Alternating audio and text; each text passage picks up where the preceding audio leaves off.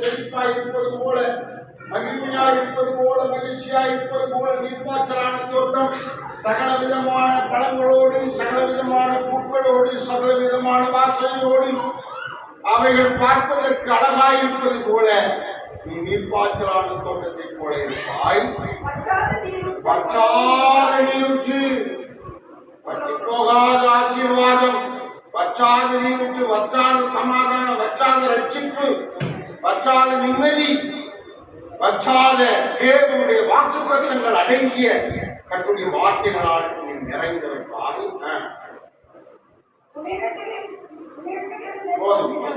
இப்ப இதுல நான் இதுல 7 பிரசங்கம் இருக்கு. இதுல ஒரே ஒரு காரியத்தை மட்டும் நான் உங்களுக்கு சொல்லிட்டு போக விரும்புகிறேன். என்ன சொல்லுகிறார் ஆண்டவர்? கர்த்தர் உன்னை நடத்துவார். கர்த்தர் உன்னை நடத்துவார். அதுதான் இந்த ஃபர்ஸ்ட் லைன். ஒரு பிரசங்கம் தான் அதில் எடுத்திருக்கேன். அதுலேயும் பாதி தான் உங்களுக்கு பிரசங்கம். கர்த்தருக்கு ஸ்தோத்திரம். கர்த்தர் உன்னை எப்போ நடத்துவார்? நித்தமும் நடத்துவார். தினந்தோறும் நம்ம நடத்துவார். தினந்தோறும் நம்மை ஆசீர்வதித்து நடத்துகிறவர் நம்ம கூட இருப்பார். அது எப்படி அவர் நம்ம நடத்துவார் அப்படிங்கிறத தான் நம்ம இப்போ ஆண்டவர் நமக்கு விளக்கி சொல்ல போகிறார். ஆமென். சொல்லுங்க. அல்லேலூயா, அல்லேலூயா. யோவான் 2ஆம் அதிகாரம் 4வது வசனத்தை நாம் வாசிக்கும் போது, யோவான் 2ஆம் அதிகாரம் 4வது வசனத்தை வாசிக்கிற போது கவனிங்க. அதற்கு இயேசு 2 நாளுங்களா? சரி. யோவான் 10:12 வாசிங்க.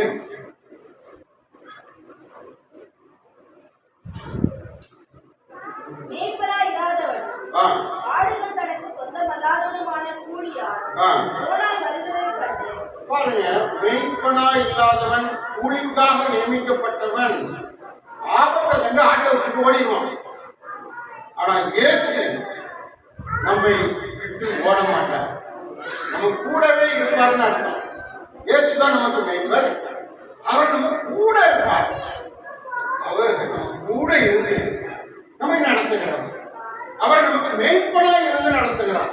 அவர் நடத்துகிறார், நித்தமும் நடத்துகிறார். எப்படி நடத்துகிறார்? ஆடுகளை மெய்ப்பன் நடத்துவது போல நம்மை நடத்துகிறார். ஆபத்து வரும்போது கூட அவர் விட்டுட்டு ஓட மாட்டார். கூலியால் விட்டுட்டு ஓடிடுவான்.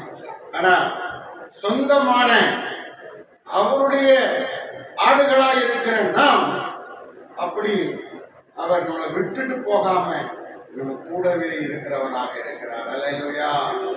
நம்ம கூட இருந்து நடத்துகிற தேவன், அப்படிப்பட்ட ஒரு ஆண்டவர் நமக்கு இருக்கிறார். கரங்களை தட்டி மகிமைப்படுத்துவோம். ஆமென். அல்லேலூயா. கர்த்தருக்கு ஸ்தோத்திரம், கர்த்தருக்கு ஸ்தோத்திரம். யோவான் 10:12 வாசிக்கிற போது, யோவான் 10ஆம் அதிகாரம் 12வது வசனத்தை நாம் தியானிக்கும் போது, மேய்ப்பனாயிராதவன், இப்போ கூலியாளுக்கு ஆடு சொந்தம் கிடையாது.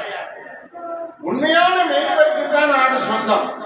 உண்மையான மேய்ப்பர் நம்முடைய ஆண்டவர். ஆண்டவர் தான் உண்மையான மேய்ப்பர். அவருக்கு கீழே நம்ம ஆடுகளை போல அடங்கி நடக்கிறவர்களாக இருக்கிறோம். ஆமென். அல்லேலூயா, அல்லேலூயா. ஆமென். இப்போ இங்க இந்த சபையில நமக்கு மேய்ப்பராய் தேவன் யாரை வைத்திருக்கிறார்? பேராய டாக்டர் ஏதராஜையாவை வைத்திருக்கிறார். யாருடைய ஸ்தானத்தில் வைத்திருக்கிறார்? அவர் இருக்க வேண்டிய அந்த இடத்துல தம்முடைய தாசனை தெரிந்து கொண்டு, தம்முடைய தாசனை அபிஷேகித்து, தம்முடைய தாசனை அதிகாரப்படுத்தி ஆண்டவர் அவருடைய சபையில ஆடுகளை மேய்க்கிற மேய்ப்பனாக வைத்திருக்கிறார். அல்லேலூயா. இப்ப அவர் பேசுறது, யார் பேசுறது? ஆண்டவர் பேசுவது போல, ஆண்டவர் பேசுகிற விதமாக அவர் பேசுவார்.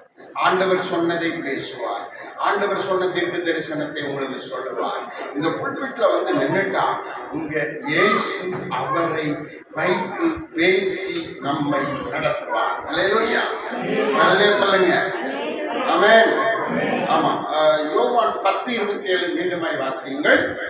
யோவான் 10ஆம் அதிகாரம் 27வது வசனம். இப்போ அவருடைய சத்தத்துக்கு என்ன செய்யணும்? செவி கொடுக்கணும். ஆண்டவருடைய சத்தத்துக்கு ஆடுகள் என்ன செய்யணும்? செவி கொடுக்க வேண்டும். செவி கொடுக்கணும்னா என்ன அர்த்தம்? ஒரு காதை கொடுத்துறவா இல்ல. செவி கொடுக்கணும்னா என்ன அர்த்தம்? சொல்ற வார்த்தையை கேட்கணும், சொல்ற வார்த்தைக்கு கீழ்ப்படியணும். கீழ்ப்படியாத ஆடுகள், கீழ்ப்படியாத பிள்ளைகள் மேய்ப்பனுக்கு என்ன இல்லை? பிரியமானவர்களாக இல்லை. ஆமென். அப்படிப்பட்டவர்கள் ஸ்தோத்திரம் தேவனுடைய மெய்யான ஆசீர்வாதத்தை, ஆவிக்குரிய நன்மைகளை, பூலோக மகிமையின் ஆசீர்வாதங்களை பெற்றுக்கொள்ள முடியாது. ஆகையினால்தான் நாம் நடத்தப்பட வேண்டும் என்று சொன்னால் அவருக்கு நாம் செவி கொடுக்க வேண்டும். அப்படின்னு என்ன அர்த்தம்? அதுக்குள்ள என்ன அடங்கி இருக்குது? நம்ம வசனத்தை நிறைய கேட்கணும். வசனம் நிறைய கேட்கணும். நம்ம அங்கே கேட்டிருப்போம், இங்கே கேட்டிருப்போம், டிவியில கேட்டிருப்போம், வானொலியில கேட்டிருப்போம், மொபைல்ல கேட்டிருப்போம், நிறைய வசனங்கள் கேட்டிருப்போம். ஆலயத்துல நமக்காக உண்டு பண்ணி வைத்திருக்கிற special dosa, special biryani, special ஆகாரம், அதை நம்ம வந்து சாப்பிடணும். அல்லேலூயா. அதுதான் நமக்கு ஊட்டத்தை கொடுக்கும், பலத்தை கொடுக்கும், நம்ம நடப்பதற்கு சக்தியை கொடுக்கும். நீங்க எந்திரிச்சா தானே நடக்க முடியும். படுத்தே இருந்தா நடக்க முடியுமா? நடக்க முடியாது. படுத்துட்டு சோத்திரம் குழம்பிக்கிட்டே இருந்தா நடக்க முடியுமா? நடக்க முடியாது. படுத்திருக்கிறாள் எழுந்திருக்க பலன் வேணும். எழுந்திருக்கிறவர்கள் எழுந்து நிற்க பலன் வேணும். எழுந்து நிற்கிறவர்கள் நடக்க பலன் வேணும். நடக்கிறவர்கள் ஓட பலன் வேணும். அப்போ ஒவ்வொன்றுக்கும் ஒவ்வொரு பலன் தேவைப்படுகிறது, சக்தி தேவைப்படுகிறது. அது எங்கிருந்து வரும்னா இந்த வசனங்கள் வழியாகத்தான், இந்த வார்த்தைகள் வழியாகத்தான், வாக்குத்தத்தங்கள் வழியாகத்தான், தீர்க்க தரிசனம் வழியாகத்தான் நமக்கு வரும். ஆமென். நீங்கள் எல்லாரும் யாராயிருக்கிறீர்கள்? ஆடுகளாயிருக்கிறீர்கள். நாம் எல்லாரும் யாராயிருக்கிறோம்? ஆடுகளாயிருக்கிறோம். நம்ம என்ன செய்யணுமா? அவர் சத்தத்துக்கு செவி கொடுக்கணும். அந்த வசனத்தை மீண்டும் தொடர்ந்து வாசிங்க. செவி கொடுக்கிறது, அவைகளை அறிந்திருக்கிறேன். அந்த ஆடுகள் யார் பின்னாடி செல்லணும்? மேய்ப்பர் பின்னாடி செல்லணும். இந்த சபையை நடத்துகிறது ஒரு மேய்ப்பர். தேவன் மேய்ப்பராயிருக்கிறார். அவர் இந்த சபையில சரீர பிரகாரமாக தன்னுடைய சாணாதிபதியாக உக்கிரகாரனாக ஒருவரை வைத்திருக்கிறார். அவர் ஸ்தோத்திரம் மேய்ப்பராயிருந்து உங்களை நடத்துகிறார். அவருக்கு செவி கொடுக்கணும், அவருக்கு பின் செல்லணும். அவர் என்னெல்லாம் செய்கிறாரு? நம்ம எதுக்கெல்லாம் அவருக்கு பின்னாடி போனோம்? பைபிள் ஸ்டடி நடத்துகிறாரு. நம்ம வீட்டில் சும்மா இருந்தால் நேராக பைபிளுக்கு சர்ச்சுக்கு வந்து அந்த பைபிள் ஸ்டடியில் கலந்து கொண்டு செவி கொடுக்க வேண்டும். அவர் அப்படி நடக்கிறார். ஞாயிற்றுக்கிழமை ஆகிட்டா காலையில் 7 மணிக்கெல்லாம் பிறப்பு வந்து ஆராதனை நடத்துகிறார். அப்போ 7 மணிக்கு பிறப்புனா எத்தனை மணிக்கு எந்திரிக்கணும் சொல்லுங்க? 7 மணிக்கு சர்ச்சுக்கு வரணும்னா எத்தனை மணிக்கு எந்திரிக்கணும்? 5 மணிக்கு எந்திரிக்கணும். 5 மணிக்கு எந்திரிச்சா குளிச்சு ரெடியாகி ஆயத்தமாகி பிள்ளைகளை குடும்பத்தை ஆயத்தப்படுத்தி ஸ்தோத்திரம் ஒரு வாகனத்தில் நடந்து ஒரு பஸ் பிடிச்சி எப்படியாவதும் அதனுடைய ஆலயத்துக்கு வர 7 மணி ஆகிடும். 5 மணிலேருந்து 7 மணி வரைக்கும் இந்த சம்பவம் நடக்கும். இதுக்கு இடையில யாராவது ஃபோன் பண்ணி ஒரு 1/2 மணி நேரம் பேசிட்டாங்கன்னா ஆண்டவருடைய டைம் போச்சு.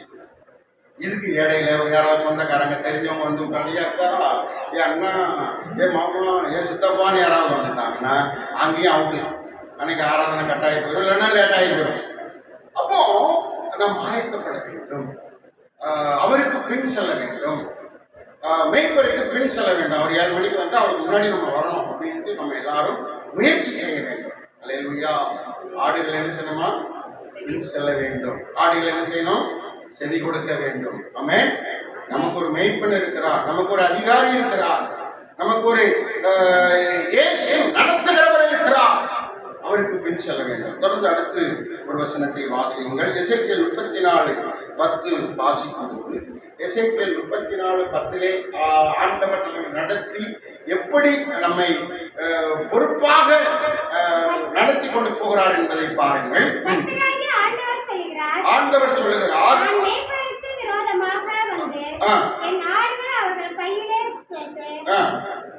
இப்போ அவருக்கு இப்ப ஐயா இருக்கிறாங்க, ஊழியம் செய்றாங்க.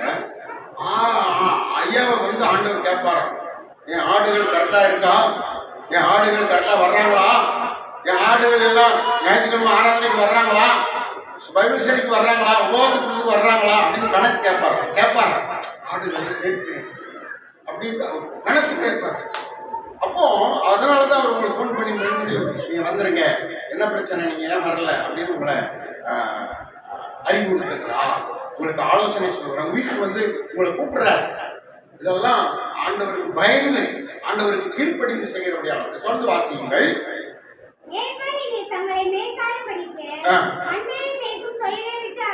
இது ஒரு, அதாவது உங்களுக்கு எல்லாம் இப்ப நீங்க கம்ப்யூட்டர் வேலை செஞ்சா அது உங்களுக்கு தொழில், நீங்க ஒரு கம்பெனியில வேலை செஞ்சா அது உங்களுக்கு தொழில், நீங்க வேற எங்கேயாவது ஏதாவது ஒரு வேலை செஞ்சு ஒரு வருமானம் வந்தா ஒரு வியாபாரம் செஞ்சா அது உங்களுக்கு தொழில். இப்போ இந்த சபை மேய்ப்பருக்கு என்ன தொழில்னா ஆடுகளை மேய்க்கிறது தான் என்னது தொழில். அல்லேலூயா. அவருக்கு வேற வருமானம் கிடையாது, இந்த ஆடுகளை மேய்க்கிறதுல தான் அவருக்கு வருமானம் வரணும். ஊழியம் செய்கிறவன் ஊழியத்தினாலே போஷிக்கப்பட வேண்டும், சுவிசேஷம் அறிவிக்கிறவன் சுவிசேஷத்தினாலே போஷிக்கப்பட வேண்டும். நீங்க இதுல நீங்க கொடுக்கிற காணிக்கையில தான் அவர் சாப்பிடணும், அவர் குடும்பம் நடத்தணும், சபையை நடத்தணும், போக்குவரத்து பார்த்து கொள்ளணும், பிள்ளைகளை பார்த்து கொள்ளணும், எல்லாத்துக்கும் தேவன் இங்கதான் அவருக்கு தொழிலை கொடுத்திருக்கிறார். அல்லேலூயா. ஒரு அல்லேலூயா சொல்லுங்க. தொடர்ந்து வாசிங்க. பாருங்க, இந்த ஆடுகள் நீங்க தான் அவங்களுக்கு ஆகாரம் கொடுக்கணும்னு எழுதியிருப்பாரு.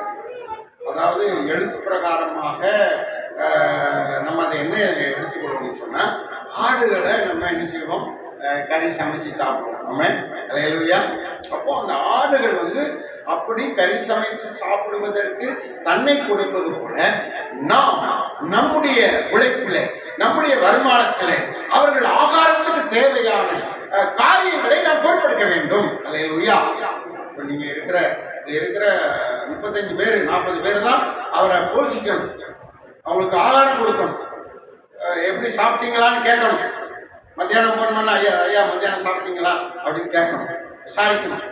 காலையில் ஃபோன் பண்ணணும், காலையில் டிஃபன் சாப்பிட்டீங்களா, நைட்டு ஃபோன் பண்ணும்போது டின்னர் சாப்பிட்டீங்களா நீங்க கேட்கணும். அல்லேலூயா.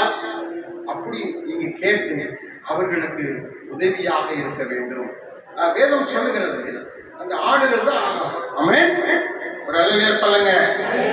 34:8 வாசியுங்கள்.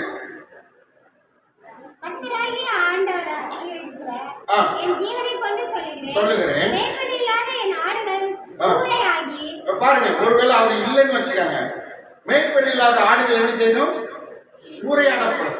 சினிமாக்காரன் கொஞ்சம் பேர் கொண்டு போயிடுவோம், சினிமா பக்கம் வாங்கன்னு கொஞ்சம் பேர் திருடனுக்கு கொண்டு போயிடுவோம், கொஞ்சம் பேர் சுகபோகமா வாழ்றதுக்கு கொண்டு போயிடுவோம்.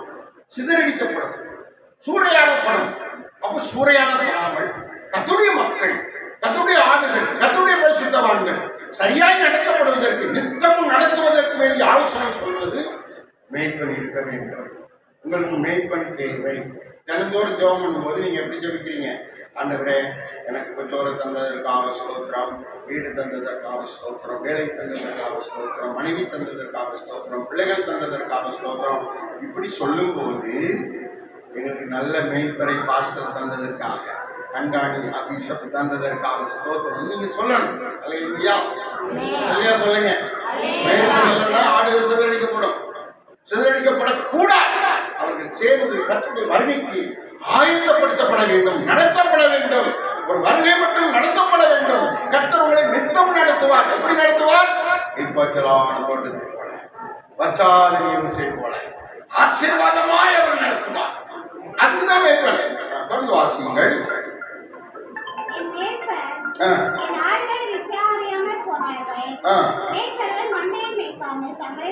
சிலர் வந்து தங்களை மந்தையை மேய்க்காமல் தங்களை மேய்த்து கொண்டிருக்கிறார்கள். அப்படிப்பட்டவர்களை குறித்து நாம் தெரிந்து கொள்ள வேண்டும். சபையை மேய்ப்பது, சபையை நடத்தினா சபை மேய்ப்பது, அதுதான் கரெக்டா இருக்கும். சபையை நடத்தாம சோத்திரம் அவங்கள வேறு ஒரு ரீதியில அவங்களை நடத்துவது சரியான நடத்திப்பு கிடையாது என்று இந்த வசனத்திலே சொல்லப்பட்டிருக்கிறது. அல்லேலூயா. எசேக்கியேல் சோத்திரம் அடுத்து எரேமியா 50:6 வாசிங்கள். எரேமியா 50:6 வாசிங்கள். எடுத்தவங்க வாசிங்க. நீங்க நீங்க எல்லாரும் காணாமல் போன ஆடுகளாய் பெயர் விடக்கூடாது. போதும், காணாமல் போன ஆடுகளாய் நாம் இருக்கக்கூடாது. இப்போ இன்னைக்கு அனைவரும் வரல. அவங்க எப்படிப்பட்ட ஆடுகள்? அவங்க எப்படிப்பட்ட ஆடுகள்? காணாம போன ஆடுகள். இல்லையா? மழையை பார்த்து பயந்துட்டாங்க. மழையை பார்த்து என்ன செஞ்சுட்டாங்க? பயந்து வராம இருக்கிறாங்க. மழையை பார்த்து நம்ம என்ன செய்யக்கூடாது? பயப்படக்கூடாது. புயலை பார்த்து நம்ம என்ன செய்யக்கூடாது? பயப்படக்கூடாது. ஆண்டோட ஆராதனைக்கு நம்ம முக்கியத்துவம் கொடுக்கணும். மழை பெய்யலாம், அது மழை பெய்ஞ்சு நான் வரமாட்டேன் அப்படின்ட்டு வீட்டுல இருக்கக்கூடாது. அப்படி பயம் வரக்கூடாது. மழைக்கோ புயலுக்கோ வெயிலுக்கோ சாப்பாடு இல்லை, அதனால நான் காலையில் சாப்பிடலாம், நான் வரல அப்படின்ட்டு இருக்கக்கூடாது. பயப்படுகிறவர்கள் எங்க போவாங்க? தெரியுமா? பயப்படுறவங்க எங்க போவாங்க? 21:8 வெளிப்படுத்தல் 21:8 வாசிங்க. பயப்படுறவங்க எங்க போவாங்கன்னு எழுதியிருக்காங்க. சோதரர் எதுக்கும் பயப்படக்கூடாது. பயப்படுகிறவர்களும் அவிசுவாச கர்த்தரை நம்பாதவர்களும் அருவருப்பான பாவத்தை உடையவர்களும் கொலை செய்ய பகையை உண்டு பண்ணுகிறவர்களும் விபச்சாரத்தில் ஈடுபட்டு சினிமா பாதையில் நடக்கிறவர்களும் சூனியக்காரர் மற்றவர்களுக்கு விரோதமாக பண்ணி கொண்டிருக்கிறவர்களும் விக்கிரகத்தை தேவனை ஆராதிக்காதபடி மற்ற காரியத்தை ஆராதிக்கிறவர்களும் பொய் சொல்லுகிறவர்கள் அனைவரும் இரண்டாம் மரணமாகி அக்கினியும் கந்தகமும் நரகத்துக்கு போவாங்க. பயப்பட்டா நம்ம எங்க போவோமா? நம்ம பயப்படக்கூடாது. ஆண்டவருக்கு மட்டும்தான் என்ன செய்யணும்? பயப்படணும். மழைக்கு பயப்படக்கூடாது, புயலுக்கு பயப்படக்கூடாது, வேற எதுக்கும் பயப்படக்கூடாது. நேற்று சரியான மழை. ஆனா ஜாய் டிவியில, ஜாய் தொலைக்காட்சியில நாங்க எல்லாரும் போயிட்டு ஜெபம் பண்ண போயிட்டோம். அவங்க சொன்னாங்க, அந்த டிவி சேர்மன் சொன்னாரு, ஐயா புயல்னு போட்டிருக்காயா, ஐயா அடமலைன்னு போட்டிருக்காயா, ஐயா ரெட் அலர்ட்னு போட்டிருக்காயா, போட்டு நடத்துவோமா வேண்டாமா அப்படின்னு அவர் என்கிட்ட. நான் சொன்னேன், நடத்தணும். இல்லையா? நடத்தணும். காலையில் ஐயா ஃபோன் பண்ணிட்டேன், ஐயா அடமலைன்னு சொல்றாங்க, பைக்கில் வராதிங்க, நினைஞ்சிருவீங்க, உள்ள போக முடியாது, மீட்டிங் அட்டன் பண்ண முடியாது, கார்ல வாங்க அப்படின்னு ஐயாவுக்கு சொல்லிட்டோம். உடனே ஐயா கார் எடுத்து வந்தாங்க. நாங்களும் அங்கே புறப்பட்டோம். கிட்டத்தட்ட எல்லாரும் சேர்ந்து அங்கே போனோம். 20 பேராவது வந்துடுவாங்க அப்படின்னு நினச்சிட்டு போனோம். அங்கே 33 சேர், அந்த ஹாலில் 33 சேர் தான் பிடிக்கும். 33 பேர் வந்துட்டாங்க. கரங்களை தெரிவிக்கிற ஐயாவும் நானும் தேசத்திற்காக ஜெபம். நீங்கள் ஜாய் டிவி லைவ்ல பார்க்கலாம். ஜாய் டிவியில் போட்டு சர்ச் பண்ணி அதில் லைவ் என்னது வீடியோ லைவ்னு இருக்கும். லைவ் எடுத்து பார்த்தீங்கன்னா அந்த ஊழியர்களுக்கான ஜெபம்னு ஒரு தலைப்பு இருக்கும்.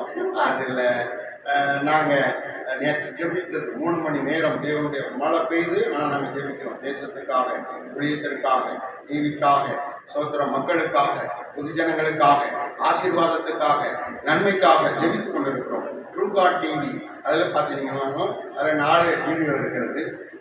கர்த்தர் அப்படியாக நேற்று நாங்கள் பயப்படலை. அவர் பயப்படலை. அவர் 65-70 வயசு ஆயிடுச்சு. அவர் 65 வயசுக்கு மேலே ஆயிடுச்சு. நிலையிலும் ஆமாம். ஆனால் அவர் பயப்படலை. மழையை கண்டு பயப்படலை. தைரியமாக காலையிலே புறப்பட்டு 7:30 8 மணிக்கெல்லாம் வந்துட்டார். இங்கேருந்து அங்கே வந்தார். நம்ம மழைக்கு பிடிச்ச காரியங்களுக்கு பயப்படக்கூடாது. ஆமென். ஒரு அல்லேலூயா சொல்லுங்க. அல்லேலூயா சொல்லுங்க. ஆமா, தேவனுக்கு முக்கியத்துவம் கொடுக்க வேண்டும். தேவனுக்கு முக்கியத்துவம் கொடுக்க வேண்டும். ஆடுகள் காணாமல் போன ஆடுகளாக இருக்கக்கூடாது. நம்ம ஆண்டவருடைய சமூகத்தில் பிரசன்ட் போட்டுக்கிட்டே இருக்கணும். ஒவ்வொரு ஞாயிற்றுக்கிழமையும் நம்முடைய வருகை பதிவேடுல நம்ம பிரசன்ட் ஆகணும். ஆப்சென்ட் ஆகக்கூடாது. ஆப்சென்ட் ஆனவங்க என்னது? காணாமல் போன ஆடுகள். உங்களை குறித்து தேவன் கணக்கு வைத்திருக்கிறார். நீங்க வரலன்னு சொன்னா, இந்த அம்மா வரல, இந்த பிள்ளை வரல, அவருடைய கிருபை கொஞ்சம் குறைஞ்சிடும். ஆண்டவர் அன்னைக்கு கிருபையை கொடுக்க முடியாமல் போயிருந்தோம். வர்றவங்களுக்கு ஆண்டவர் கிருபையா அளவில்லாமல் அளந்து கொடுக்கிறார். ஆமென். ஒரு வாரம் 7 நாளைக்கு தேவையான கிருபை, தேவையான பலன், தேவையான வார்த்தைகள், தேவையான அபிஷேகத்தின் நடத்திப்பு, தேவையான மன தைரியம் உள்ள ஆண்டவருடைய சக்தி நிறைந்த ஆகாரமாகிய தேவ வார்த்தை எல்லாம் பாக்கியவான்கள். கரங்களை தட்டி கர்த்தரை மகிமைப்படுத்துவோம். ஆமென். அல்லேலூயா.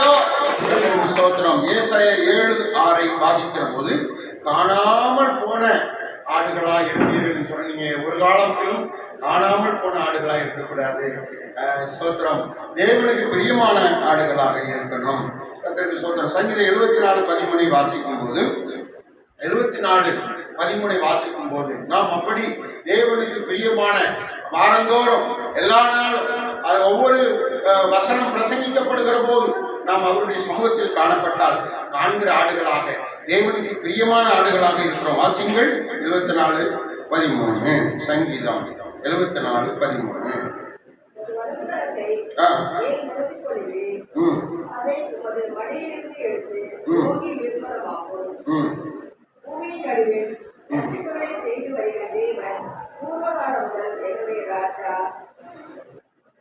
சங்கீதம் 65:1 வாசிங்கள். சங்கீதம்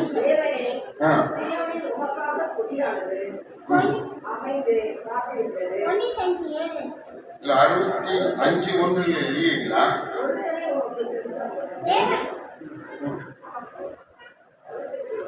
இல்லை. சரி,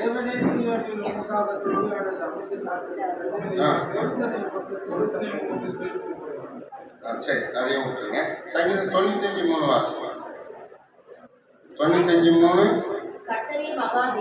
87:7. கர்த்தரே மகாதேவன், எல்லா தேவர்களுக்கும் மகாராஜனுமாய் இருக்கிறார்.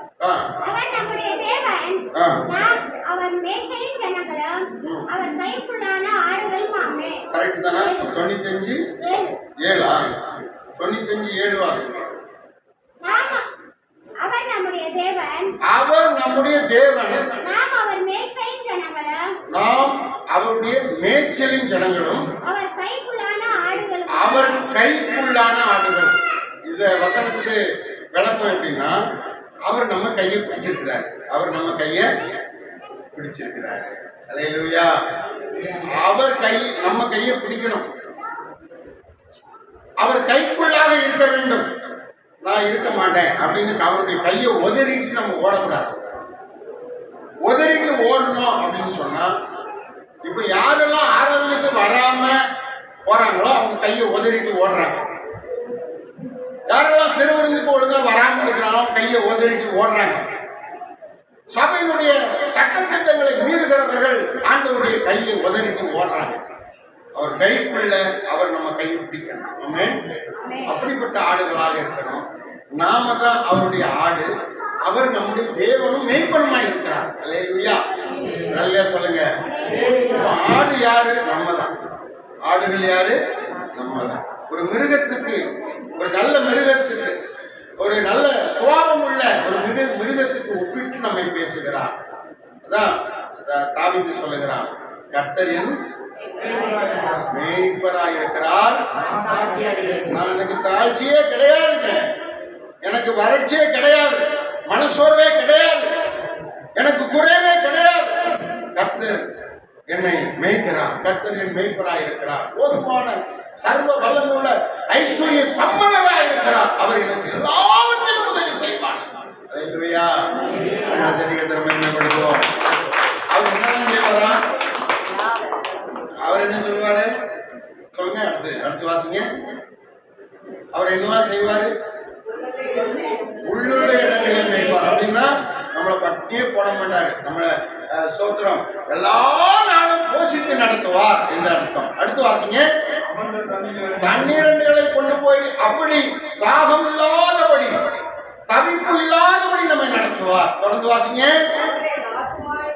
நம்மளை தேற்றுவார். அடுத்து நீதியின் பாதையில் நடத்தணும். நம்ம நீதியா நடக்கணும். நீதியின் பாதையில் நம்ம நடத்துவார். அவர் நம்ம நடத்துவார். நீதியின் பாதையில் என்ன செய்வாரு? நடத்துவார். இப்ப நம்ம என்ன தலைப்புல பிரசங்கம் கேட்டுக்கிட்டு இருக்கிறோம்? கர்த்தர் நித்தமும் நடத்துவார். இதுதான் தலைப்பு. அவர் எப்படி நடத்துவாராம்? போஷித்து நடத்துவார், போதித்து நடத்துவார், நீதியின் பாதையில நடத்துவார். அல்லேலூயா. போஷித்து நடத்துவார், போதித்து நடத்துவார், நீதியின் பாதையில நடத்துவார். இன்னொரு 2 வசனம் சொல்லி 65:13 வாசியுங்கள்.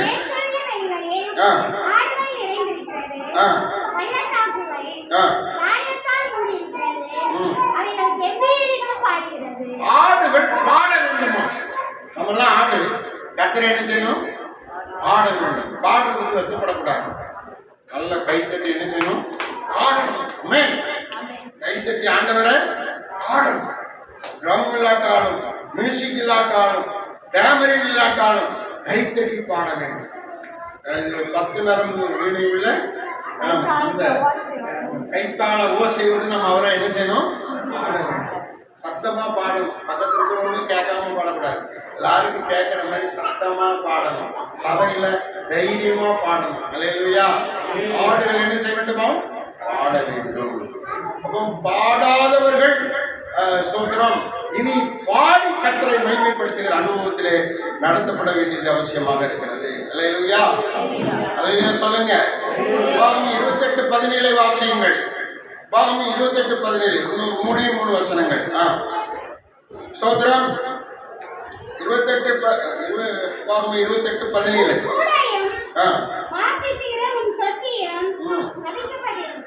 அதை விடுங்க, அது வேண்டாம். கர்த்தருக்கு ஸ்தோத்திரம். வெளிப்படுத்தல் 15:3 வாசியுங்கள். வெளிப்படுத்தல் 15:3 என்ன சொல்லுகிறது?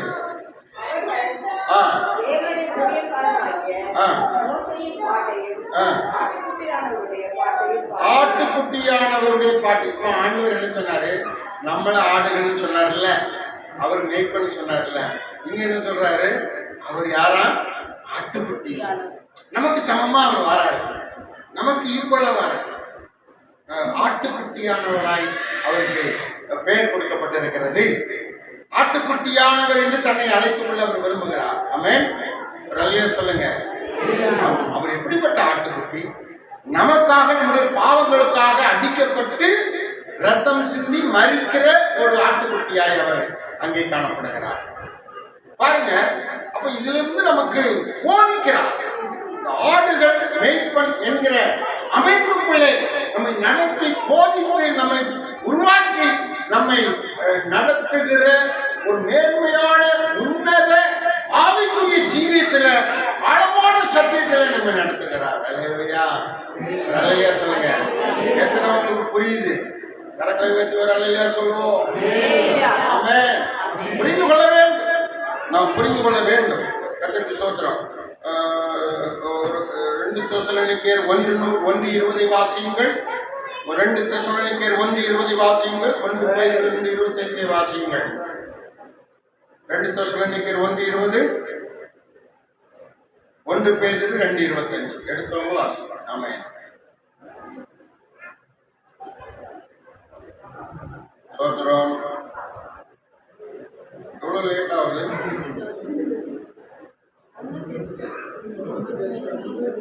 2 தெசலோனிக்கேயர் 1:20 இருக்கா? இல்ல. அதான் 1 பேதுரு 2:25 வாசிங்க. சிதறுண்ட ஆடுகளைப் போல நாம இருந்தோம். இப்பொழுதோ நம்ம ஆத்மாவுக்கு மேய்ப்பரும் கண்காணியுமானவரிடத்துல என்ன என்ன செய்யப்பட்டிருக்கீங்க? இன்னும் புரியல எனக்கு. திருப்தி இல்ல, திரும்ப வாசிங்க. திருப்பப்பட்டிருக்கிறீர்கள். நீங்க வேற ஒரு பக்கம் இருந்தீங்க, வேற ஒரு பக்கம் நீங்க திரும்பி இருந்தீங்க. உலக பிரகாரமாக திரும்பி இருந்தீர்கள், மாம்சீக பிரகாரமாக திரும்பி இருந்தீர்கள், தனக்குரிய விஷயத்திலே திரும்பி இருந்தீர்கள். ஆண்டவர் பக்கம் நீங்கள் திரும்பவில்லை, ஆனா ஆண்டவருக்கு உங்களை திருப்பி இருக்கிறார். அல்லேலூயா. எங்க திருப்பி கொண்டு வந்திருக்கிறார்? சபைக்கு உங்களை திருப்பி கொண்டு வந்திருக்கிறார். திருப்பப்பட்டு இருக்கிறீர்கள். யாரிடத்தில் திருப்பப்பட்டிருக்கிறீர்கள்? மேய்ப்பராயிருக்கிற இயேசுவினிடத்தில் திருப்பப்பட்டிருக்கிறீர்கள். கண்காணியாயிருக்கிறவரிடத்தில் திருப்பப்பட்டிருக்கிறீர்கள். மேய்ப்பர் என்றாலும் கண்காணி என்றாலும் ஒரே பதவிதான். ஆனால் பூர்ண போஸ்ட். மேய்ப்பர் என்றால் சோதரம், ஆசாரியன், பாஸ்டர், நடத்துகிறவர், அதிகாரி என்று அர்த்தம். கண்காணி என்றால் அதற்கு மேல ஒரு பெரிய பொறுப்பு. அவன் பிஷப்பு, பேராயரு, ரைட் ரெவரண்ட் அப்படின்னு சொல்லி மேலான ஒரு அதிகாரம். மேய்ப்பர்கள் மத்தியிலே ஒரு மேலான ஒரு அதிகாரம். அவரிடத்தில் திருப்பம். அப்ப இயேசு யாரா இருந்திருக்கிறாரு? மேய்ப்பரா இருந்திருக்கிறாரு, கண்காணியா பிஷப்பா இருந்திருக்கிறாரு. அவர் அப்படிப்பட்ட அபிஷேகத்துல சபையை நடத்தி, சபையை வழிநடத்தி கொண்டு வந்திருக்கிறார். ஆமென். சொல்லுங்க. நீங்க திரும்புறது மாத்திரம் குடும்பத்தாரை திருப்பணும். ஆலயத்துக்கு நினைச்சணும், திருப்பணும். வேற கொஞ்சம் போவாங்க, வேலைக்கு போவாங்க, ஸ்தோத்திரம், கல்யாண வீட்டுக்கு போவாங்க. ஆனால் சர்ச்சுக்கு மட்டும் வர மாட்டாங்க. அவங்கள என்ன செய்யணும்? இந்த பக்கம் திருப்பணும். முதல்ல ஜெபம் பண்ணணும். பிறகு அவங்களுக்கு ஆலோசனை கொடுக்கணும். அவங்களிடத்துல கேட்கணும், நீங்க வாங்க அப்படின்னு அழைப்பு கொடுக்கணும். சபைக்கு வாங்க அப்படின்னு அவங்களை அழைப்பு கொடுக்கணும். அழைப்பு கொடுத்து அவர்களை தேவனிடத்துல நடத்துகிறவர்களாக நாம் காணப்பட வேண்டும். 78:52 சங்கீதம் 78:52 இருக்கா பாருங்க. 78:13 இருக்கா பாருங்க. கர்த்தருக்கு ஸ்தோத்திரம். அல்லேலூயா. ஜனங்களை ஆடுகளைப் போல் புறப்பட பண்ணி, நம்மளெல்லாம் ஆடுகளை போல ஆண்டவர் அவருடைய காரியத்துக்கு ஒற்றுமையாக புறப்பட பண்ணுகிறார். ஒருமனம். ஆடுகளை ஏன் குறிக்கிறார்னா, அந்த செம்மறி ஆடுகளுக்கு நம்ம ஒப்பிடுகிறார். அந்த ஆடுகள் 2 ஆடு அப்படி போச்சுன்னா அதுக்கு முன்னாடி தான் எல்லா ஆடும் போகும். அந்த ஆடுகள் எல்லாம் சோத்திரம் மேய்ப்பனுக்கு பின்னாடி தான் போகும். மேய்ப்பன் முன்னாடி போவார், மேய்ப்பனுக்கு பின்னாடி தான் போகும். அப்போ அந்த ஆடுகளை போல ஆலயத்துக்கு நம்மை புறப்பட பண்ணி கர்த்தர் நம்மை நடத்துகிறார். அல்லேலூயா. சொல்லுங்க. ஜெப நாட்கள்ல வேற எங்கேயும் போகக்கூடாது. நீங்க ஆடுகளை போல கும்பலா குடும்பமாய் ஜெபக்குழுவாய் பிரேயர் சொல்லாய் எல்லாரும் வரணும். ஆமென். சொல்லுங்க. அல்லேலூயா. ஒவ்வொரு ஏரியாவிலையும் ஒவ்வொரு பிரேயர் சொல்லி நீங்களே தொடங்கணும். அவங்கள சபைக்கு ஆதாயப்படுத்தணும். கர்த்தருக்கு ஸ்தோத்திரம். இப்போ கிண்டியில் ஒரு சிஸ்டர் இருக்கிறாங்கன்னா அங்கே ஒரு பிரேயர் சொல்லி தொடங்கணும். பக்கத்து வீட்டில் இருக்கலாம் ஜெபிக்க கூப்பிடணும். கஷ்டத்தில் இருக்கலாம் ஜெபிக்க கூப்பிடணும். 2-3 பேரை வச்சு ஜெபிக்கணும். ஒரு பிரேயர் சொல்லி தொடங்கணும். அதில் வாசல் ஒரு நாள் ஐயாவை கூப்பிடணும். அதே மாதிரி நீங்கள் இப்போ இந்த சைடு என்ன ஒரு இருக்குது? இது கிண்டி. இந்த சைடு இல்லை, இந்த சைடு போரூர் பக்கத்துல ஒரு விசுவாசி இருந்தா இல்ல, போரூர் இந்த பக்கம் இருக்குது.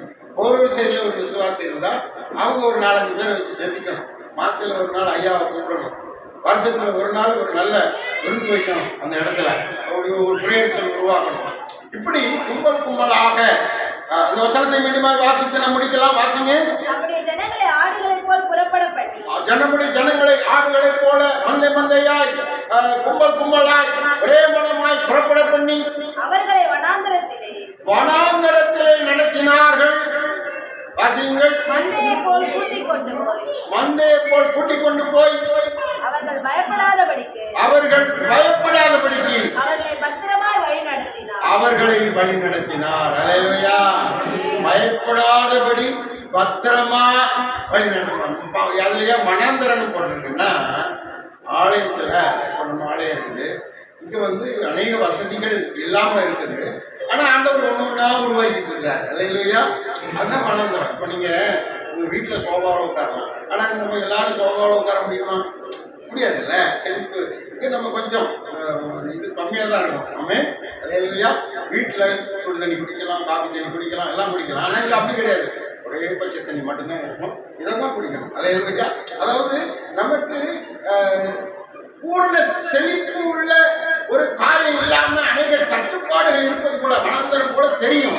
ஆனா அதுல கூட கர்த்தர் என்ன செய்வாரா? பத்திரமா நடத்துவார். என்ன செய்வாரா? பத்திரமா நடத்துவார். அல்லேலூயா. ஆமா. உங்களை எப்படி நடத்துவார்? போஷித்து நடத்துவார், போதித்து நடத்துவார், நீதியின் பாதையிலே நடத்துவார். கடைசியில் என்ன செய்யறாரு? பத்திரமாய் நடத்துவார். கர்த்தர் இப்படிதான் உங்களை நிறுத்தமும் நடத்துவார். அல்லேலூயா. சொல்லமாயா? அல்லேலூயா.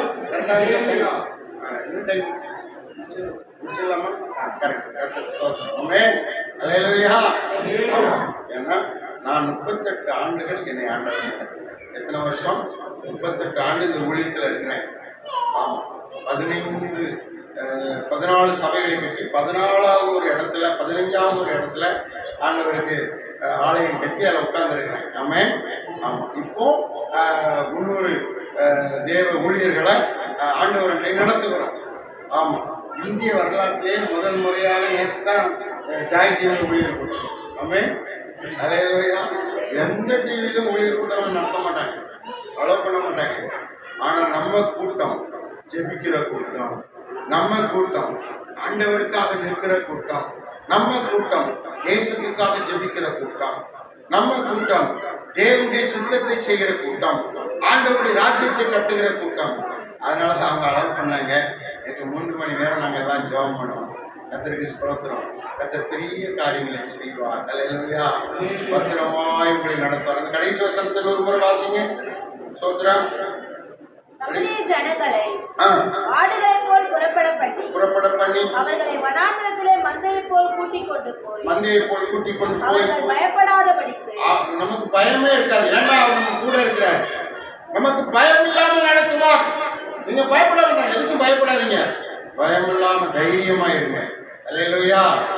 ஆண்டவர் பயப்படாமல் நடத்துவார். இந்த வசனத்துல 2 காரியம் சொல்றார். பயப்படாமல் நடத்துவார். அடுத்து பத்திரமாய் வழி நடத்துவார். அல்லேலூயா. அப்படி நடத்துகிற ஆண்டவரை கரங்களை தட்டி கர்த்தரை ஸ்தோத்திரம் பண்ணுவோம். அல்லேலூயா. அல்லேலூயா. நாம் ஜெபிப்போம். முழங்கால் படி போய் முடிஞ்சு முழங்கால் படிடுங்க. கர்த்தருக்கு ஸ்தோத்திரம். கர்த்தருக்கு ஸ்தோத்திரம். அல்லேலூயா. எல்லாரும் ஸ்தோத்திரம் பண்ணுங்க, ஸ்தோத்திரம் பண்ணுங்க. அல்லேலூயா. அல்லேலூயா. ஜெபிப்போம், ஜெபிப்போம். எல்லாரும் ஸ்தோத்திரம் பண்ணி ஜெபம் பண்ணுங்க பாப்போம். ஒரு நிமிஷம் எல்லாரும் ஸ்தோத்திரம் பண்ணி ஜெபம் பண்ணுங்க. ஆண்டவரே நீ நடத்தும்னு சொல்லுங்க. ஆண்டவரே நீ நித்தமும் நடத்தும்னு சொல்லுங்க. அல்லேலூயா. செழிப்பாக நடத்துங்கன்னு சொல்லுங்க. ஆண்டவரே எங்களை பத்திரமா நடத்துங்கன்னு சொல்லுங்க. பயமில்லாம எங்களை நடத்துங்கப்பான்னு சொல்லுங்க. நீதியின் பாதையில நடத்துங்கப்பா. அநேக பொய் பேச வேண்டியது இருக்கிறது, அப்படி இல்லாதபடி நீதியின் பாதையில எங்களை நடத்துங்கப்பான்னு சொல்லுங்க. ஆண்டவர் உங்களை நடத்துவார். ஆண்டவர் உங்களை ஆசீர்வதிப்பார். ஆண்டவர் உங்களை மென்மையை நடத்துவார். அல்லேலூயா. அல்லேலூயா. வலது கரத்தை உயர்த்துங்க, கொஞ்சம் உயர்த்துங்க. ஆண்டவரே அல்லேலூயா. என்னை ஆசீர்வதிங்க. என்னை ஒப்பு கொடுக்கிறேன் ஆண்டவரே. இந்த நடத்திப்புக்கு என்னை ஒப்பு கொடுக்கிறேன்.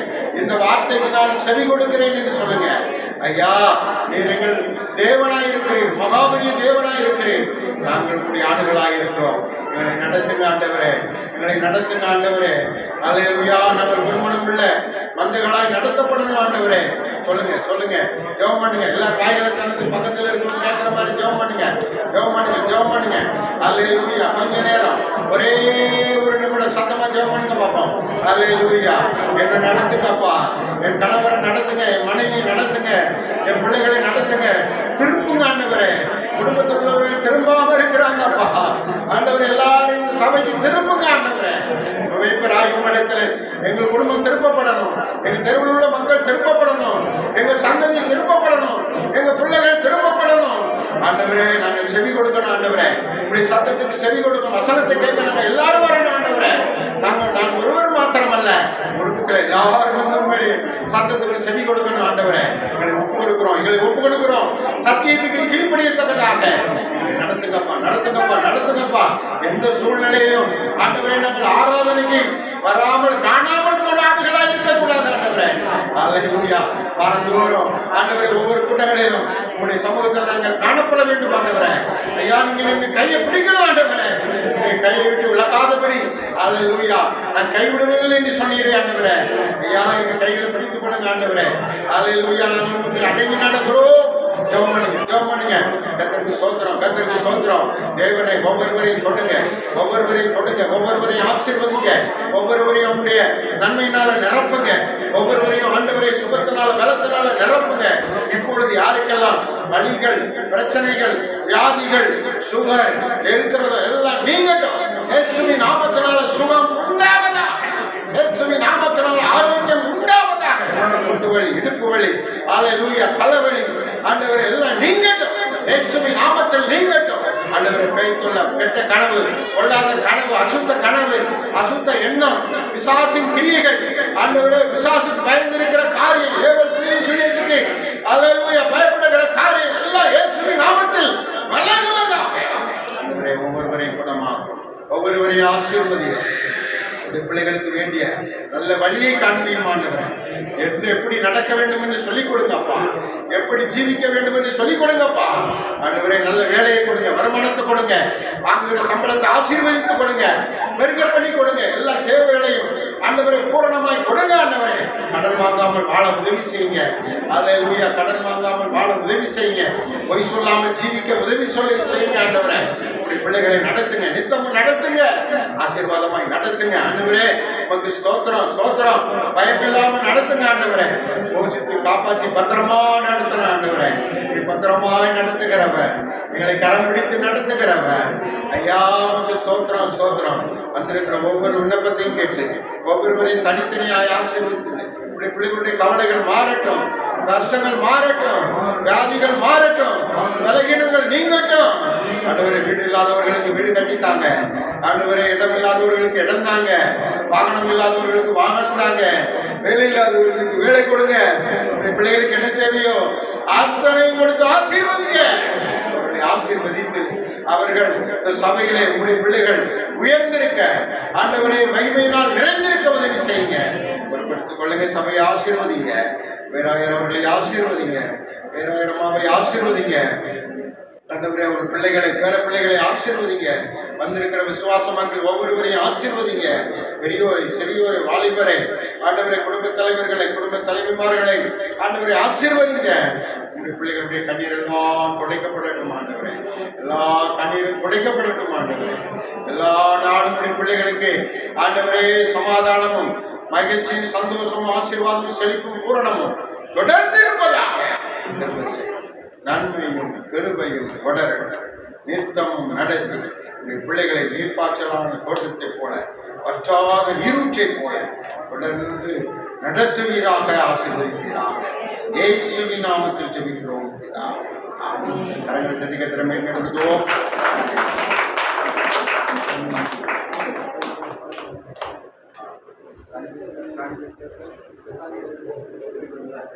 எல்லாரும் காணிக்க போடுங்க. பாட்டு பாடுங்க. எல்லாரும் பாடும்போது எல்லாரும் கத்தருக்காக காணிக்கப்படுகிறோம்.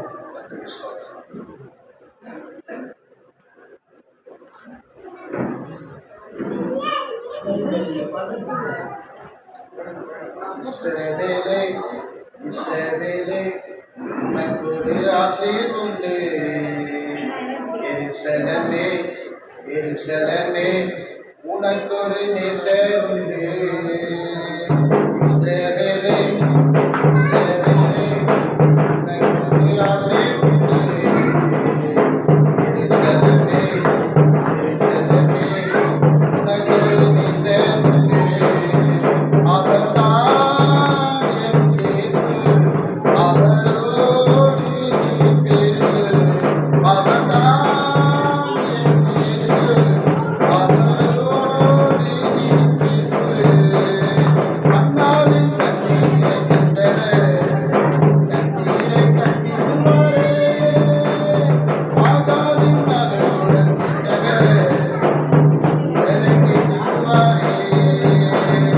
அண்ணாவின் கண்ணீரை கண்டவர் கண்ணீரை கண்டிடுவாரே. ஆகாவின் மகளுடன் கண்டவர் உடலை கேட்டிடுவாரே. மாறாதவர் மாறாதவர் நந்தேவன் பட்சபாதம் இல்லாதவர். மாறாதவர் மாறாதவர் நந்தேவன் பட்சபாதம் இல்லாதவர். இஸ்ரவேலே இஸ்ரவேலே உனக்கொரு ஆசீர்வண்டு. எருசலேமே எருசலேமே உனக்கொரு நேசருண்டு. இஸ்ரவேலே இஸ்ரவேலே உனக்கொரு ஆசீர்வண்டு. எருசலேமே எருசலேமே உனக்கொரு நேசருண்டு. நாம் தகப்பனே ஆண்டவரே அப்பா ஆண்டவரே எங்களை ஆசீர்வதிக்கிற தேவன் ஆண்டவரே. இன்றைக்கு ஆண்டவர் அப்பா நீர் வார்த்தையை கொடுத்திருக்கிற அப்பா ஆண்டவரே ஏசாயா 58:11 ஆண்டவரே கர்த்தர் நித்தமும் நடத்துவேன் என்று ஆண்டவரே ஆண்டவரே பிஷப்பையாவை கொண்டு ஆண்டவரை நீ பேசியிருக்கிறேன் தகப்பனே. ஆண்டவரே நேசர்கள் ஆண்டவரே அப்பா நேசிக்கிற தேவன் ஆண்டவரே ஆண்டவரே இந்த வேலையில் அப்பா நேசரின் ஆண்டவரே கரங்கள் திருசபைக்காக ஆண்டவரே ஆண்டவரே நாங்கள் ஸ்தோத்தரிக்கிறோம் ஆண்டவரே ஆண்டவரே பிஷப் ஐயா உடைய கரத்தில் ஒப்புக்கொடுக்கிறோம் ஆண்டவரே ஆண்டவரே விசுவாசிக்கிறோம் உடைய கரத்தை நாங்கள் ஒப்புக்கொடுக்கிறோம் ஆண்டவரே ஆண்டவரே நீ ஒருவரே நெறிப்போராய் இருந்த ஆண்டவரே ஆண்டவரே இந்த வருடங்கள் ஆண்டவரே அப்பா அந்த ஆண்டவரே 11 மாதங்கள் ஆண்டவரே உங்களுடைய ஆடுகளை ஆகிய எங்களை ஆண்டவரே வழிநடத்தினதுக்காக ஆண்டவரே உங்க கொடான ஸ்தோத்திரிக்கிறோம் ஆண்டவரே வேலையில் ஆண்டவரை இருக்கிற எல்லா ஆண்டவர் அப்பா விசுவாசிகளுடைய கருத்தில் ஒப்புக் கொடுக்கிறோம் ஆண்டவரே ஆண்டவரே அவங்க குடும்பத்தை ஒப்புக் கொடுக்கிறோம் அப்பா வயதானவர்களை ஒப்புக் கொடுக்கிறோம் ஆண்டவரே ஆண்டவரே கணவர் மனைவிமார்களை ஒப்புக் கொடுக்கிறோம் ஆண்டவரே ஆண்டவரே பிள்ளைகளை ஒப்புக் கொடுக்கிறோம் ஆண்டவரே ஆண்டவரே அப்பா இந்த ஆண்டவரை திருசபை கொடுத்து நீங்க என்ன ஆண்டவரை சிறப்பித்திருக்கிறது அப்பா தரிசனத்தை வைத்திருக்கிற ஆண்டவரே அந்த தரிசனங்கள் ஆண்டவரே ஆண்டவரே இந்த பகுதி முழுவதும் ஆண்டவரே தேவன் ஆண்டவரே வல்லமையாக செயல்படுத்தும்படியாக ராஜா ஸ்தோத்திரிக்கிற ஆண்டவரே அறிவுள்ள இந்த பகுதிக்காக விருதுபாக்கம் பகுதிக்காக ஆண்டவரே ஆண்டவரே ராமபுரத்தோடைய கரத்தில் ஒப்புக் கொடுக்கிறோம் ஆண்டவரே ஆண்டவரே கொலப்பாக்கத்தோடைய கரத்தில் ஒப்புக் கொடுக்கிறோம் ஒரு பகுதி உடைய கரத்தில் ஒப்புக் கொடுக்கிறோம் ஆண்டவரே இந்த பகுதி எல்லாம் இருக்கிற ஜனங்கள் எல்லாம் ஆண்டவராக இயேசுவுக்கு சொந்தமாக ஆண்டவரே இந்த திருசபை தேவன் பயன்படுத்தும்படியாக செபிக்கிறோம் அப்பா தாழ்த்து ஒப்புக் கொடுக்கிறோம் ஆண்டவராக இயேசு கிறிஸ்து மூலமா செபிக்கிறோம் நல்ல பிதாவே ஆமென்.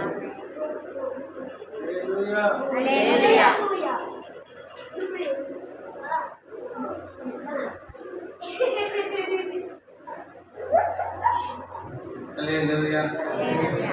சாட்சி கேளுங்க. என்னுடைய பரிசுத்த நாமத்துக்கு ஸ்தோத்திரம். அவர் வந்து பெரிய அற்புத அதிசயம் செய்தார். 2 விஷயம் ஆண்டவர் ரொம்ப பெரிய அற்புதம் செஞ்சார். 2 மாதத்துக்கு முன்னாடி ஊழியக்காரர்களுக்காக நான் ப்ரேயர் பண்ணி இருந்திருந்தேன். அந்த காரியத்தை பார்த்தீங்கன்னாக்கா அவங்களுக்கு எங்கள் வீட்டில் வந்து ரொம்ப பிரச்சனை போராட்டம் ரொம்ப அதிகமாக இருந்தது. அப்போ எங்கள் அம்மா ஒரு நாள் சொன்னாங்க, நீ ஊழியக்காரருக்கு போய் வீட்டில் போய் ப்ரேயர் பண்ணேன், உங்கள் வீட்டில் இருக்க பிரச்சனைகள் எல்லாம். ஆனால் நான் வந்து எங்கள் மாமியார் இருக்கிறதுனால நான் இருந்துட்டு நான் கல்யாண லிஸ்ட்டில் வந்து அவர் வீட்டுக்கு போய் ப்ரேயர் பண்ணது. அதுக்கப்புறம் ஒரு 2 வாட்டி வந்தார். அப்புறம் என்னோட மாதமாக இருக்கும்போது வந்து ப்ரேயர்லாம் பாஸ்டர் தான் வந்து கலந்து பண்ணாங்க. அப்புறம் ஒரு நாள் நான் என்ன பண்ணேன், அவர்கிட்ட சொல்லி எங்கள் வீட்டுக்கு பேச சொல்லிட்டு இந்த மாதிரி பாஸ்டர் வந்தார் ப்ரேயர் பண்ணி அதுக்கு அடுத்த மாதம் எங்கள் வீட்டுக்கார ஊரில் இருந்து வந்தார். வந்து இந்த வீட்டில் வந்து பார்த்திங்கன்னா இருக்கிற ஒரு சமாதானமாக கத்தர் வந்து எங்கள் குடும்பத்தில் வந்து என்னன்னா என் கணவர் வந்து பாஸ்டர் இந்த வீட்டு ஜெபம் பண்ணுற பாஸ்டர் வீட்டு வீடு கட்டணும் பாஸ்டர். அதுக்கப்புறம் என்ன ஆச்சுன்னா எங்கள் வீடை வந்து சேல்ஸ் பண்ணணும்னு சொல்லியிருக்காங்க. சேல்ஸ் பண்ணணும்னு சொல்லும்போது நிறைய பேர் எங்கள் வீடை பார்த்துட்டு என் மனசில் ரொம்ப ஒரு மனபாரம் வந்தது. எனக்கு சென்டிமெண்ட்ஸாக எனக்கு சொந்த வீடாக இருக்கும். இத்தனை வருஷம் இந்த வீட்டில் நான் வளர்ந்து எங்கக்கூடாதுன்னு சொல்லிட்டு நான் பேசுகிறேன். ஆஸ்திரேலியா வந்து ஜெபம் செஞ்ச மாதிரி. அடுத்த மாதம் பார்த்தீங்கன்னா கணவர் வந்து ஊரில் இருந்து வந்து ஒரு அரை கிரவுண்ட் இடம் வாங்கியிருக்காங்க. எனக்கு அந்த இடம் வாங்கணும்னு எனக்கு தெரியாது. அப்புறம் பார்த்தா எங்கள் அப்பா கூப்பிட்டு வச்சு இந்த வேலையெல்லாம் ஒழுங்குபடுத்தாங்க. அப்போ என்னை கூட்டிகிட்டு போய் இந்த இடத்த பார்க்கும்போது எனக்கு ரொம்ப பெரிய ஆச்சரியம். அந்த இடத்த வாங்கும்போது அதுக்கு மறுநாள் பாஸ்டர் வந்துட்டு போன மறுநாளே எனக்கு ஒரு நம்பிக்கை வந்து பாஸ்டர் வந்து வீடு கட்டுறாங்க. அந்த வீடு கட்டுறாங்க. அந்த வீடு பக்கத்தில் அந்த மாதிரி ஒரு தரிசனம் ஆண்டு கொடுத்தாரு. அதுக்கப்புறம் நாங்கள் ஜெபத்துக்கு அப்படியே போயிட்டோம். ஆனால் இந்த காரியத்தை ஆண்டர் பார்த்தீங்கன்னா ஒரு பெரிய ஒரு அற்புதம் பண்ணுது. அவர் வந்து ஜெபிச்ச மாத்திரத்துல அந்த காரியங்கள் எல்லாவற்றையும் கண்டர் வந்து வாய்க்க பண்ணி கொடுத்துருந்தாரு. இவர் வந்து பாஸ்டர் ஜெபம் பண்ணி போனதுக்கப்புறம் அந்த இடத்துல வந்து வாங்கிட்டு என்ன பண்ணாரு, திருப்பி அடுத்த மாதமே எங்கள் கடவுள் ஊருக்கு போயிட்டார்.